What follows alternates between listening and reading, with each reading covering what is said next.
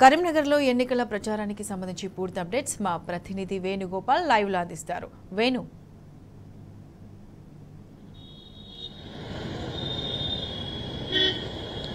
ప్రత్యూష ఎన్నికల నగారం మోగునికే అంటే కేసీఆర్ ఇప్పటికే ఎన్నికల శంకరావం పురించారు. కరీంనగర్ జిల్లా విషయానికి వస్తే ఇప్పటికే భారీ ఎత్తున కరీంనగర్ పార్లమెంటు సంబంధించి చూసుకుంటే బోయినపల్లి వినోద్ కుమార్ ను ప్రకటించిన నేపథ్యం ఒక ఎత్తైతే పెద్దపల్లికి కొప్పల ఈశ్వర్ని ప్రకటించారు.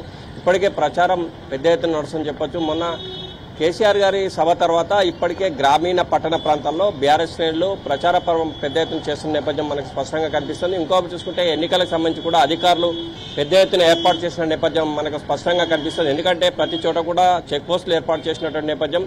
అంటే 50,000కు పైగా తీసుకెళ్తే మాత్రం దాన్ని తప్పనిసరిగా లెక్కలు చెప్పాలని చెప్తున్న నేపథ్యం ఒకైతే, మరోవైపు సువిధ ద్వారా ప్రతి ఒక్కరు కూడా అప్లికేషన్స్ పెట్టుకోవాలి. లేకుంటే మాత్రం సభలు సమావేశాలు నిర్వహించేందుకు తప్పనిసరిగా ఈ అప్లికేషన్ పెడితేనే పర్మిషన్ ఉంటుంది. ఒకవేళ వితౌట్ పర్మిషన్ చేస్తే మాత్రం కఠిన చర్యలు తీసుకుంటారని చెప్పి ఇప్పటికే ఇటు సిపి కావచ్చు, కలెక్టర్ చెప్పిన నేపథ్యం మనకు స్పష్టంగా కనిపిస్తుంది. ముఖ్యంగా దీనికి రాజకీయాలకు సంబంధించి చూసుకుంటే సోషల్ మీడియా మాత్రం ఎవరు కానీ దుష్ప్రచారం చేసినా, ఎవరు వ్యక్తిగతంగా కామెంట్ చేసినా వారి మీద కఠిన చర్యలు తీసుకుంటామని చెప్పి పోలీసు వారు చెప్పిన నేపథ్యం ఒకైతే, బోయినపల్లి వినోద్ కుమార్ ఇటు కరీంనగర్ జిల్లా విషయానికి వస్తే ముఖ్యంగా చూసుకుంటే కరీంనగర్ జిల్లాలో 17,85,808 ఓటర్లు ఉన్నారు ప్రత్యూష. ఇందులో మహిళా ఓటర్లే పెద్ద ఎత్తున ఉన్నారని చెప్పొచ్చు.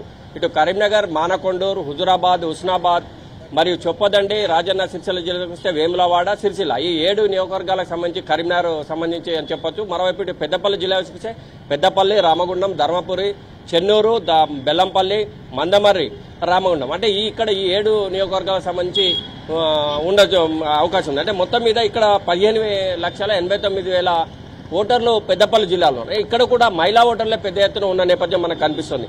ఇప్పటికైతే బోయినపల్లి వినోద్ కుమార్ ఇటు పట్టణం సంబంధించి గ్రామీణ పట్టణ ప్రాంతాల్లో సుడిగాలి పర్యటన చేపడుతున్నారు. నేడు కూడా ముస్తాబాద్ మండలంలో గత 2 రోజుల నుంచి కూడా వడగండ్ల వాన వస్తున్న నేపథ్యంలో రైతులకు అంటే ఏ విధమైనటువంటి సహాయం చేయాలి, రైతులకు జరిగిన నష్టాన్ని అంచనా వేయడానికి ఈరోజు ముస్తాబాద్ మండలంలో బోయినపల్లి వినోద్ కుమార్ తీరుతున్న నేపథ్యం మనకు కనిపిస్తుంది. బీజేపీ తరఫున బండి సంజయ్ని ప్రకటించారు, కానీ కాంగ్రెస్ తరఫున మాత్రం ఇప్పటివరకు ఎవరిని కూడా ప్రకటించే నేపథ్యం. అంటే ఇప్పటికే బీఆర్ఎస్ పార్టీ ప్రజల్లోకి వెళ్లడమే కాదు, బీఆర్ఎస్ పార్టీ గత 10 సంవత్సరాలుగా చేసినటువంటి అభివృద్ధిని ప్రజల్లోకి తీసుకెళ్లడమే కాదు, మనం చేసినటువంటి అభివృద్ధిని చెప్పాలని చెప్పి బీఆర్ఎస్ పార్టీ వర్కింగ్ ప్రెసిడెంట్ గత 15 రోజుల నుంచి కూడా ప్రతి కాన్స్టిట్యున్సీ తిరిగిన నేపథ్యం మనకు కనిపిస్తుంది. ప్రత్యూష ఇప్పటికే విస్తృత స్థాయి సమావేశాలు ఏర్పాటు చేయడమే కాదు, కరీంనగర్లో అంటే కేసీఆర్ కు అంటే అచ్చొచ్చిన జిల్లా కరీంనగర్, సెంటిమెంట్ ఉన్న జిల్లా ఈ నేపథ్యంలో ఎన్నికల శంకరావం కూడా కరీంనగర్ జిల్లా నుంచే ప్రారంభించిన నేపథ్యం. ఈ నేపథ్యంలో కూడా కరీంనగర్ జిల్లా యావత్తు కూడా కేసీఆర్ సభకు భారీ ఎత్తున తలరావడమే దానికి ప్రత్యక్ష నిరసన కూడా చెప్పుకోవచ్చు. ఏదేమైనా కానీ రాబోయే పార్లమెంట్ ఎన్నికల్లో గులాబీ జెండా ఎగరవేయాలి, తెలంగాణ గలాన్ని వినిపించాలి, లోక్సభలు అంటే తప్పకుండా గులాబీకి సంబంధించిన పార్టీ నేతల్ని గెలిపించాలని చెప్పి కేసీఆర్ దిశానిర్దేశం చేసిన నేపథ్యం మనకు కనిపిస్తోంది. ప్రత్యూష మొత్తం మీద అయితే ఇప్పటికే పార్లమెంట్ ఎన్నికల నేపథ్యంలో ప్రతి వారు కూడా తమ ఎన్నికల ఏ విధంగా విజయం సాధించాలనే లక్ష్యంతో ముందుకెళ్తున్న నేపథ్యం కనిపిస్తుంది. ఈ నేపథ్యం ఒకటైతే బోయినపల్లి వినోద్ కుమార్ ఇప్పటికే గ్రామీణ పట్టణ ప్రాంతాలే కాదు ప్రతి చోట కూడా తిరుగుతూ బీఆర్ఎస్ పార్టీ చేసినటువంటి అభివృద్ధి ఫలాలు ఏ విధంగా అందుతున్నాయి, గతంలో తాను ఎంపీగా ఉన్నప్పుడు స్మార్ట్ సిటీ కావచ్చు, జాతీయ రహదారులు కావచ్చు, కొత్తపల్లి మనోహరాబాద్ కావచ్చు, ఇలాంటివి నేను తీసుకొచ్చాను కనుక మీరు తప్పనిసరిగా మాకు ఓటాన్ని విజ్ఞప్తి చేస్తున్న నేపథ్యం మనకు స్పష్టంగా కనిపిస్తుంది.